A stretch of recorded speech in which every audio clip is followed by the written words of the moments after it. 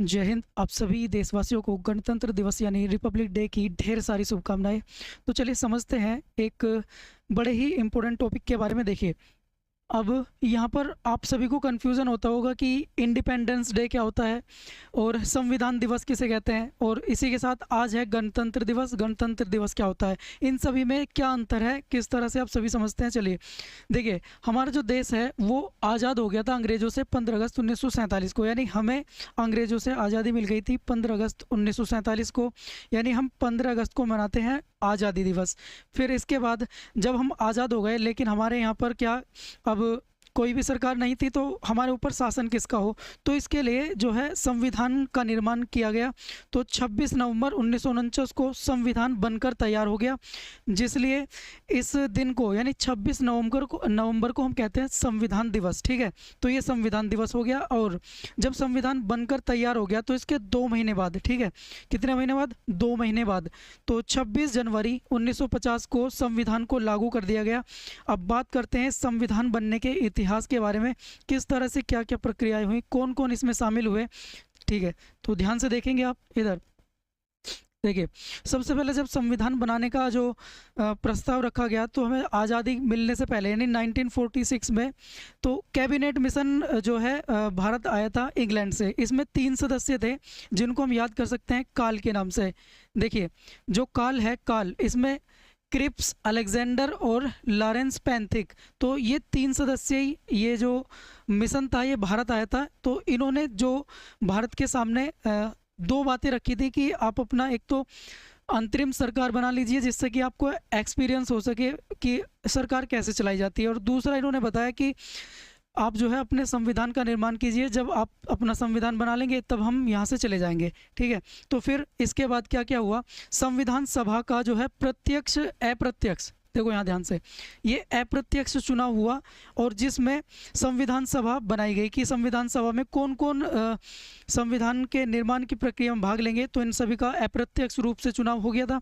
संविधान सभा जो है 1946 में बनकर तैयार हो गई थी, यानी इसमें उस समय जब ये कितने सदस्य चुने गए, 389 1946 में सदस्य चुने गए। लेकिन अगले ही साल जब भारत का विभाजन हो गया, भारत और पाकिस्तान जो है विभाजित हो गए, तो तब इसमें कुल 299 जो सदस्य वो बचे। कुछ जो पाकिस्तान से जो आए थे वो पाकिस्तान चले गए थे चुनकर, इसलिए अब सदस्य इनके क्या हो गए, घट गए थे। अब 1950 में जब संविधान बनकर तैयार हो गया 26 नवंबर 1949 तक, तो ये चलते रहे। लेकिन फाइनली जब इसमें संविधान जब लागू होने का टाइम हुआ, यानी 26 जनवरी 1950, तब संविधान पर हस्ताक्षर किए जा रहे थे, तब उस समय जो सदस्य बचे थे कुछ का देहांत हो गया था, तो अब बचे 284। तो 284 जिनमें से 15 महिलाएं थी। तो महिलाओं का भी संविधान निर्माण में बड़ा ही योगदान रहा है, एक सराहनीय उनका भी यहाँ पे महत्व है।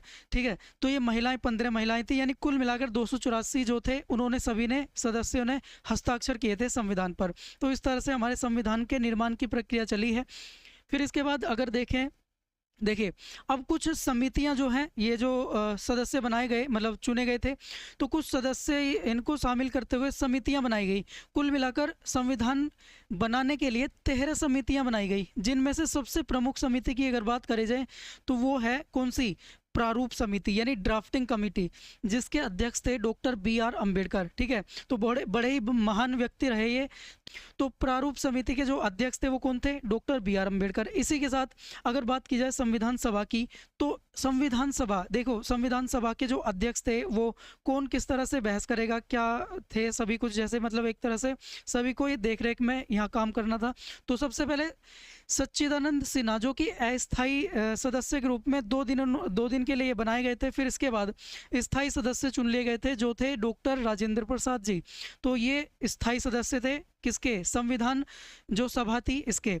और ये जो है पहले हमारे भारत के राष्ट्रपति जी भी बने थे। ठीक है, तो इस तरह से हमारा जो संविधान की प्रक्रिया चली। फिर इसके बाद जो सलाहकार थे, जो मुख्य सलाहकार थे वो कौन थे, B.N. राव।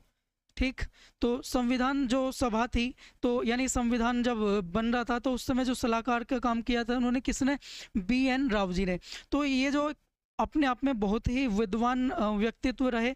इन्होंने अलग अलग देशों का संविधान का अध्ययन किया और उन सभी में से जो जो इन्हें सही लगा, अच्छा लगा, हमारे काम का था, वो अपने संविधान में इन्होंने सम्मिलित करने के लिए कहा मतलब। तो अब हम बात करते हैं, ये जो संविधान था इस तरह से बन के लगभग कितना समय लगा। 1946 से 1949 तक जो संविधान है बनकर तैयार हुआ, और इसको बनने में 2 साल 11 महीने 18 दिन का समय पूरा लगा था। तो आपसे अगर कोई पूछ ले तो कितने दिन में बनकर तैयार होता हमारा संविधान, तो ये संविधान बनकर तैयार हुआ था 2 साल 11 महीने 18 दिन, ठीक है, 3 साल पूरे नहीं थे। इसके बाद अब ये जो संविधान बनकर तैयार हो गया, तो इसमें भाग, अब आपसे पूछ लिया जाए कि जो मूल संविधान था उसमें कितने भाग थे, तो मूल संविधान में 22 भाग थे, लेकिन वर्तमान में ये अब इसमें जोड़ जोड़ के इसको 25 कर दिया गया है। और अनुच्छेद जो मूल रूप से 395 थे अब 448 हो गए। तो अब जब देखो अभी जो अनुच्छेद है वो 395 ही है, लेकिन जब कोई नया अनुच्छेद ऐड होता है या कोई भाग होता है तो ABCD के रूप में ऐड हो जाता है। जैसे आप सभी ने देखा होगा भाग 4 में भाग 4A भी जोड़ दिया गया है, तो अलग से बनाया, इसलिए उसमें ABC करके जोड़ सकते हैं। इसी के साथ अनुसूचियों की बात करें तो वर्तमान में कितनी है, पहले थी 8, वर्तमान में है 12 अनुसूचियाँ। तो इसी तरह से अब हमारा जो संविधान था पूरी तरह से बनकर तैयार हो गया था 26 नवंबर 1949 को, लेकिन जो इसको लागू करने का काम था वो 2 महीने बाद किया गया 26 जनवरी 1950 को। इसीलिए हम 26 जनवरी को हर साल 1950 से लगातार मनाते आ रहे हैं अपना गणतंत्र दिवस यानी रिपब्लिक डे, ठीक है। तो ये सभी था, इतिहास था हमारे जो संविधान बनने का, किस तरह से बना, कौन कौन इसमें भाग लिया, किस किस ने। अब देखिए एक बड़ा ही जो शानदार आपने आज सुबह देखा भी होगा, जो कर्तव्य पथ, पहले इसको राजपथ के नाम से जानते थे, अब हम कर्तव्य पथ के नाम से जानते हैं। तो कर्तव्य पथ में बड़ी ही महत्वपूर्ण, देखो बहुत ही आकर्षक झांकियाँ और परेड भी होती है, ठीक है। तो कर्तव्य पथ पर झांकियाँ निकलती हैं सुंदर सुंदर, और साथ में परेड होती है, और यहाँ पर हम अपना शक्ति प्रदर्शन भी करते हैं। हमने किस किस क्षेत्र में जो अपने जो योगदान है, जैसे कि टैंक हो गए, तोप हो गए, और ये देखिए कर्तव्य दिखा रहे हैं, सब ये झांकियाँ हैं। इसके साथ मिसाइलें हो गई, यानी तोप, टैंक, मिसाइलें, इन सभी का प्रदर्शन किया जाता है। एक तरह से कह सकते हैं कि शक्ति प्रदर्शन किया जाता है। तो शक्ति प्रदर्शन क्यों किया जाता है, क्योंकि दुश्मनों को दिखाने के लिए कि हमने क्या क्या किस तरह के तोप, मिसाइल, टैंक बनाए हैं, ताकि उनको कम से कम वो डर सकें, ठीक है। यानी उनको डर रहे कि हमारे पास भी उन्नत टेक्नोलॉजी है, जिससे वो एक बार को कम से कम सोचे तो सही। चलिए, तो इसी के साथ देखो और जो परंपराएं हैं, यानी यहाँ पर जो राष्ट्रपति जी हैं वो 26 जनवरी के दिन तिरंगा फहराते हैं। तिरंगा फहराने के बाद साथ में वहाँ पे प्रधानमंत्री जी भी होते हैं, तीनों सेनाओं के प्रमुख भी होते हैं। तो इसी तरह से जो ये परंपरा है, और साथ में एक परंपरा हो रहा है कि जो किसी देश से कोई अतिथि के रूप में यहाँ पर हर बार शामिल भी होता है।